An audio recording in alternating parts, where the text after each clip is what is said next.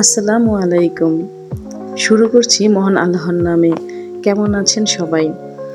আজকে আমাদের নতুন একটি এপিসোডে আপনাদেরকে স্বাগতম। আমরা আজকে একটা দেশীয় খাবার রান্না করব। আমাদের এনেছে বাজার থেকে কলমি শাক। এই কলমি শাকটা একদম টাটকা শাক। তরতাজা শাকটা আজকে আমি কেটে নিয়েছি।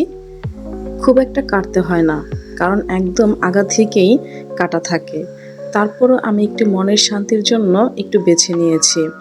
তারপর ধুয়ে এখানে ঝরা দিয়ে নিচ্ছি। পানিটা ঝরে গেলে তারপর আমি এটাকে কেটে নিব। কুচি কুচি করে কাটবো, একদম ঝিরি না।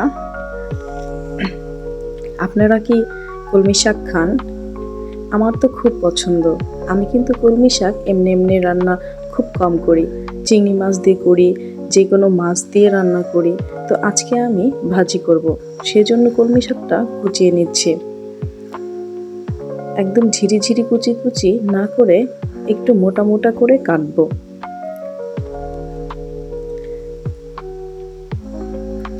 আপনারা কিভাবে খান কলমি শাক? এখানে কিন্তু কলমি শাকটা সবসময়ই মোটামুটি পাওয়া যায়। শীতের দিনে এরকম তাজাটা পাওয়া যায় না, একটু শুটা হয়ে যায়।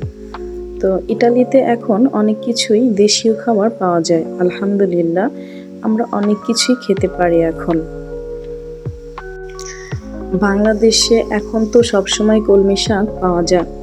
যখন আমি দেশে ছিলাম, আমার অনেক শাক পছন্দ ছিল। আগে তো আমাদের বাড়ির চারপাশ দিয়ে হয়ে থাকতো, আড়ার মধ্যে হয়তো খুব ভালো লাগতো এটা ছিঁড়তে। যখন আমরা শাক ছিঁড়তাম, সেচি শাক, তখন এই কলমি শাকটাও আমরা নিতাম। তো আগে বাজার থেকে ওইভাবে পাওয়া যেত না, এখন তো এটা চাষ করে, এখন অ্যাভেলেবেল পাওয়া যায়। তো আমি কাঁচামরিচ কেটে নিচ্ছি। কাঁচামরিচটা কিন্তু একটু ক্যাপসিকামের মতো ঝাল আছে। রসুনটা একটু ছেঁচে নিব। শাকে কিন্তু রসুন না দিলে ভালো লাগে না, বলেন? আমি তো মাছ জাতীয় কোনো খাবারের মধ্যে রসুনটা এক্সট্রা করে দিই। রসুন ফ্লেভারটা অনেক ভালো লাগে, খাবারের স্বাদ দ্বিগুণ বাড়িয়ে দেয়। আপনারা কি দেন এরকম রসুন ছেঁচে? আমি চিংড়ি মাছটাকেও কুচিয়ে নিব।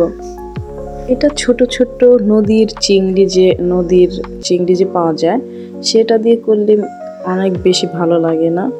দেশের খাবারকে আমি অনেক মিস করি। আগে যখন দেশে ছিলাম তখন খাবার খেতে মন চাইতো না। ইটালিতে আসার পর দেশীয় খাবারের প্রতি মনে হয় যে কত টান। আমি দেশে যাব শুধু খাবারের জন্য। কড়াইতে তেল দিয়ে নিচ্ছি। কড়াইটা একটু গরম হয়ে গেলে, তেলটা ভালো মতো গরম হয়ে গেলে, এই তো চিংড়ি মাছগুলি বিছিয়ে দিব। তারপর কিছু পেঁয়াজ দিয়ে দিব, লবণ দিয়ে দিব, যেন এই চিংড়ি মাছটা একটু লবণ ঢুকে। তারপর দিয়ে দেব হলুদ, এরপর দিয়ে দেব মরিচের গুঁড়া। দেখেন মরিচের গুঁড়াটা, এটা ইন্ডিয়ান মরিচের গুঁড়া, অসম্ভব কালার।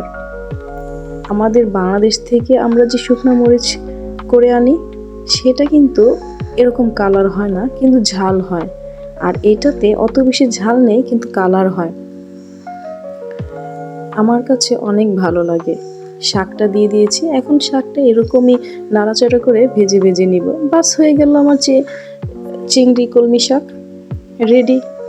আলহামদুলিল্লাহ, অনেক স্বাদ ছিল। আমি কিন্তু ভাতও খেয়ে নিব। আপনারা আমাদের পাশে থাকবেন। এখনও আমাদের চ্যানেলটা যারা সাবস্ক্রাইব করেননি, তারা আমাদের চ্যানেলটা সাবস্ক্রাইব করে দিবেন, বেল বাটন অন করে দিবেন।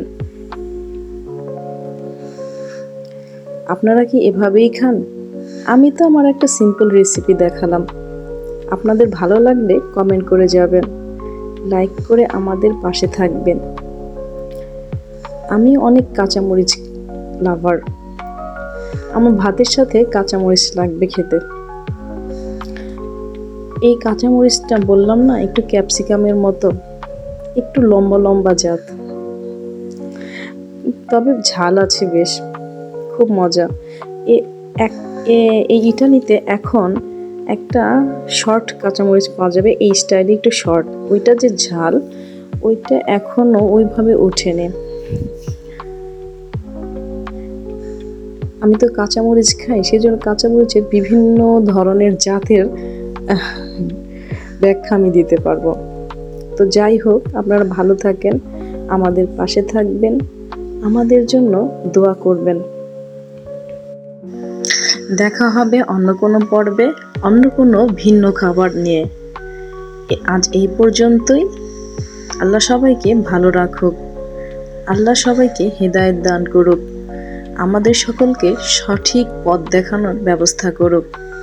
আমিন। আল্লাহ হাফেজ।